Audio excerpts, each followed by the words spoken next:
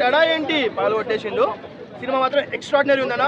And Mrunal పాపకి నాకు తెలిసి దిల్ రాజు మామ నువ్వు మృణాల్ పాపకి హాఫ్ రెమ్యూనరేషన్ ఇవ్వలేదు అనుకుంటా.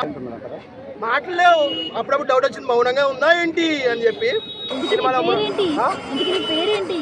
నా పేరు చెప్పాలా ఏంటి? ఓకే, నా పేరు జశ్వంత్ కదా, జశ్వంత్ నా పేరు. మన ఐరన్ వంచాడా దించాడా అన్నదానికి 2 ఆన్సర్లు ఉన్నాయన. ఐరన్ వంచిండు, ఎందుకు ఎవరైతే నువ్వు చేయలేవు నువ్వు వంచలేవు అన్నవాడు కొంచెం చూపించిండు, దించిండు. ఎవరైతే హేటర్స్ ఉన్నారో అందరికి ఐరన్ రాట్లు దించేసిండు ఈ సినిమాతో.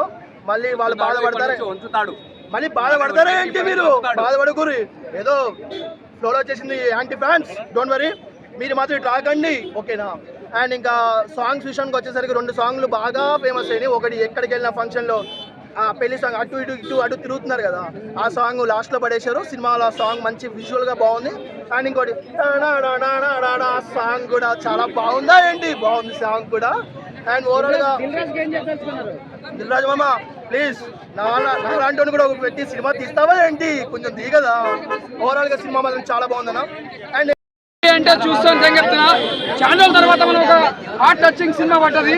ఎందుకంటే ఒక లవ్ స్టోరీ చూసాం, ఒక యాక్షన్ మూవీ చూసాం, ఒక మాఫియా మూవీ చూసాం, ఒక ఫ్యామిలీ మెంబర్ సినిమా. ఇది ఒక డిఫరెంట్ సినిమా. ఎందుకంటే చాలా రోజుల తర్వాత మనం ఒక ఫ్యామిలీ మెంబర్స్ మూవీ అని చెప్పొచ్చు. ఎందుకంటే లాస్ట్ టైం మనం ఒక గీతా గోవిందం సినిమా చూసామంటే అప్పట్లో ఆయన కెరీర్ లో పెద్ద బ్లాక్ బస్టర్ మూవీ. దీని తర్వాత అంటే మళ్ళీ ఒక ఫ్యామిలీ స్టార్ మూవీ వచ్చింది. ఈ సినిమా కూడా పెద్ద బ్లాక్ బస్టర్ కొట్టింది.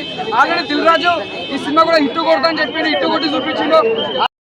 మండితే ఆయన ఎవరిని ఎలా గుర్తాడు అదే సినిమాలో చూపించిండు అన్న. ఓవరాల్ నాటుగా విజయ్ దేవరకొండ లాంగ్వేజ్ లో చెప్పాలంటే మిడిల్ క్లాస్ వాడికి మండితే దేన్నైనా ఉంచలేడు అన్న. Cinema starting like middle class ఫ్యామిలీలో ఉండే కష్టాలు ఒక 10-15 మాట్లాడే వరకు ఎక్కడ కాలుతుంది అనే ఒక కాన్సెప్ట్ ఈ సినిమా వచ్చిందన్న.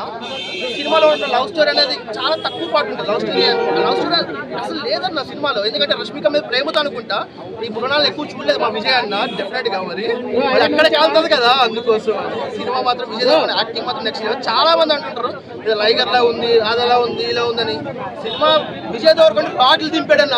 ఎవరికంటే హేటర్స్ కి దింపాడు రాడ్లు ఈ సినిమాతో. శరవానందకి ఒక శతమానం భవతి వెంకట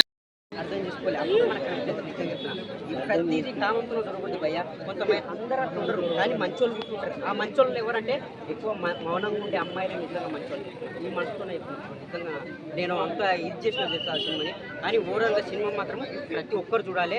ఇందులో ప్రతి ఒక్క ఏదైనా సరే ప్రతి ఒక్క సబ్జెక్ట్ బాగుంది. ఫ్యామిలీ పరంగా ఎన్నిచ్చినా తక్కువనే అన్న. నిజంగా సినిమా చూడాలా ఏంటి అన్న, ఎన్నిసార్లు చూడకు కానీ చూడాలి. సినిమా మాత్రము పాత సినిమాల్లో కాదు, చేంజ్ చేయండి మన విజయాన్ని. నిజంగా చెప్తున్నా, దండం పెట్టినట్టు తీసిన డైరెక్టర్కు మన విజయాన్ని మళ్ళీ బ్లాక్ బస్టర్ కొట్టిండు అన్న. పక్క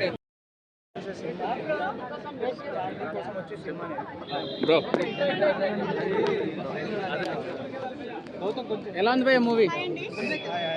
బ్రో మూవీ ఎలా ఉంది బ్రో? చెప్పు బ్రో, ఎలా అనిపిస్తుంది? ఎలా ఉంది బ్రో మూవీ? సినిమా చాలా బాగుందండి. నేను విజయ్ దేవరకొండ డైహార్ట్ ఫ్యాన్. నేను యాక్చువల్లీ 2 సార్లు చూడొచ్చండి. సినిమా బాగుంది. గీతా గోవిందం కంటే కామెడీ బాగుంది. కానీ గీతా గోవిందం సినిమా ఏంటంటే మీరు 2 సార్లు 3 సార్లు ఎన్నిసార్లు చూసినా మీకు బోర్ కొట్టదు. కానీ ఈ సినిమా ఒకసారి 2 సార్లు చూడొచ్చు అంతే. లైగరే బెటర్ అంటున్నారు భయ్ చాలా మంది. అలా ఏం లేదండి. కళ్యాణ్ ఇంకా ఏదో ఒక దానికి ప్రతి ఒక్కరు కాపీ అని ఏదో అంటారు.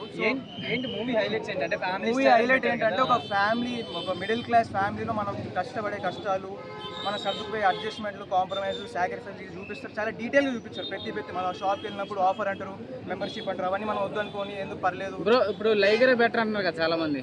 అసలు లైగర్తో కంపేర్ చేయండి ప్లీజ్. లైగర్ బెటర్ అన్న. కంబ్యాక్ ఇచ్చిండు దీంతో, మరి కంబ్యాక్ ఇచ్చిండు దీంతో. దీంతో కంబ్యాక్ డీసెంట్ కంబ్యాక్ అండి, మరి అంత కాకుండా. ఇప్పుడు పరశురామ్ గారు ఈయన కాంబినేషన్ సేమ్ కదా గీత గోవిందం, దానికంటే బాగానే ఉంది.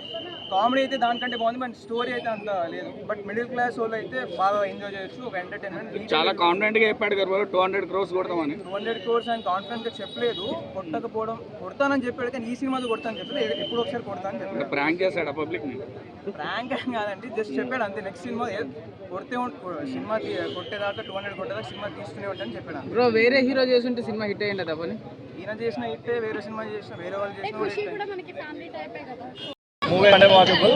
అండ్ కామెడీ కూడా ఒకటి బాగుంది. అండ్ ఉన్న ఒక 10 ఫైట్ సీన్స్ కూడా బాగున్నాయి, చాలా బాగున్నాయి. విజయ్ యాక్టింగ్ అయితే సూపర్. ఓకే, బ్యాక్గ్రౌండ్ స్కోర్ లేదన్న. ఆర్ఆర్ లేదు, అసలు ఆర్ఆర్ ఇవ్వలేదు. అసలు ఆర్ఆర్ సెంటిమెంట్ సీన్స్లో కానీ ఫ్యామిలీలో కానీ ఇవ్వలేదు. యాక్షన్ సీన్స్కి మాత్రం ఇచ్చినంత ఆర్ఆర్ బాగుంది, సెట్ అయింది. ఓకే. చెప్పాలంటే ఇప్పుడు ఏం చెప్తా ఈ మూమెంట్లో మూవీ చూసిన తర్వాత? ఓకే